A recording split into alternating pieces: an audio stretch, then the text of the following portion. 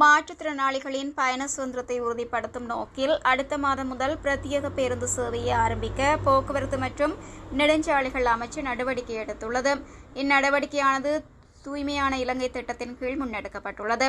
நவீன வசதிகளுடன் கூடிய 430.7 மில்லியன் ரூபாய் முதலீட்டில் முதல் கட்டமாக 10 நவீன தாழ்த்தள குடியிருட்டப்பட்ட பேருந்துகள் ஹம்பாந்தோட்டை துறைமுகத்தை வந்தடைந்துள்ளன. இந்த பேருந்துகள் சக்கர நாற்காலிகளை பயன்படுத்துவோர் எவ்வித தடையுமின்றி ஏறி இறங்கும் வகையில் பிரத்யேகமாக வடிவமைக்கப்பட்டுள்ளன. ஒவ்வொரு பேருந்திலும் 33 ஆசனங்கள் உள்ளதோடு 80 பயணிகள் வரை பயணிக்க முடியும். சக்கர நாற்காலியில் பயணிப்போருக்கான விசேட பாதுகாப்பு வசதிகளும் இதில் உள்ளடக்கப்பட்டுள்ளது. மாங்கும்புர பன்முக போக்குவரத்து மத்திய நிலையத்தை மையமாக கொண்டு ஆரம்பிக்கப்பட உள்ள இச்சேவை காலை மற்றும் மாலை வேளைகளில் 40 நிமிடங்களுக்கு ஒருமுறை மாக்கும்புர, கோட்டை மாக்கும்புர, கடவத்தை ஆகிய இடங்களுக்கு இயக்கப்படும். குறிப்பாக மகரகம அபேஷா மருத்துவமனை மற்றும் கொழும்பு தேசிய மருத்துவமனை போன்ற முக்கிய சுகாதார நிலையங்களை இணைக்கும் வகையில் இந்த வழித்தடங்கள் திட்டமிடப்பட்டுள்ளது.